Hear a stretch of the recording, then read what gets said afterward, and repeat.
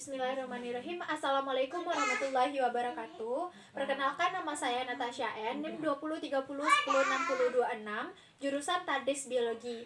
Baiklah, pada kesempatan ini saya akan menjelaskan 3 sholat sunnah.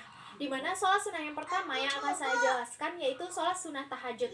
Di mana sholat tahajud merupakan amalan sunnah yang dianjurkan oleh Nabi Muhammad SAW. Terlebih, apabila kita melaksanakan sholat tahajud ini memiliki banyak sekali keutamaan. Sholat tahajud ini dilaksanakan setelah kita tidur atau setelah kita tidur lalu melaksanakan sholat di waktu malam hari. Nah, waktu yang paling utama dalam melaksanakan sholat tahajud ini sepertiga malam pertama, yaitu dari Isya sampai jam 22. Kemudian waktu yang kedua yaitu dari jam 22 sampai jam 1 dini hari. Kemudian sepertiga malam yang ketiga atau waktu yang paling utama dan sering dilaksanakan oleh Rasulullah yaitu sepertiga malam terakhir dari jam 1 dini hari sampai waktu subuh. Rasulullah biasanya melaksanakan sholat tahajud tidak tidur sampai masuknya dengan waktu subuh. Hal ini sesuai dengan riwayat Abu Muslim yang bertanya pada Abu Dzar di mana pada waktu yang lebih utama dalam mengerjakan sholat malam. Kemudian ada beberapa keutamaan sholat tahajud apabila kita mengerjakannya. Yang pertama, sholat malam merupakan sholat yang paling utama setelah kita melaksanakan sholat wajib. Kemudian keutamaannya dibandingkan sholat yang dilakukan pada siang sama seperti kita melakukan sedekah yang dilakukan secara rahasia atau diam-diam. Sholat malam merupakan ibadah yang menjadi ciri khasnya orang soleh dibandingkan orang-orang Islam lainnya. Kemudian Allah membangkitkan hambanya yang melaksanakan sholat malam kepada para malaikatnya. Semua kebaikan yang dipanjatkan pasti akan dikabulkan oleh Allah Subhanahu wa Ta'ala. Kemudian bagaimana tata cara dalam melaksanakan sholat tahajud ini? Rakaat dari sholat tahajud ini berbilang 2, 4 dan seterusnya. Rasulullah SAW tidak melaksanakan sholat tahajud lebih dari 11 atau 13 rakaat termasuk dengan sholat sunnah witir.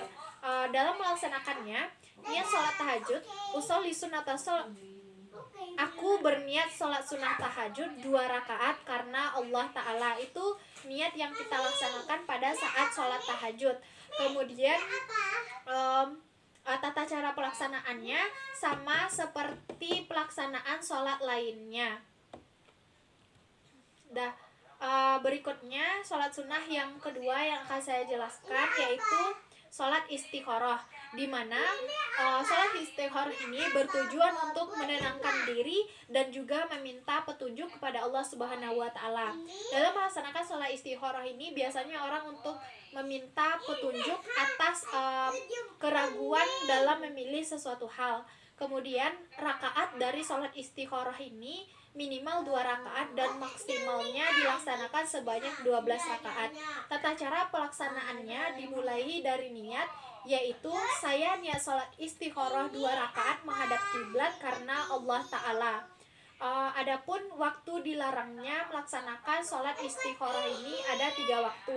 Yang pertama pada saat matahari terbit, yang kedua pada saat matahari berada di tengah, dan yang ketiga saat matahari tenggelam.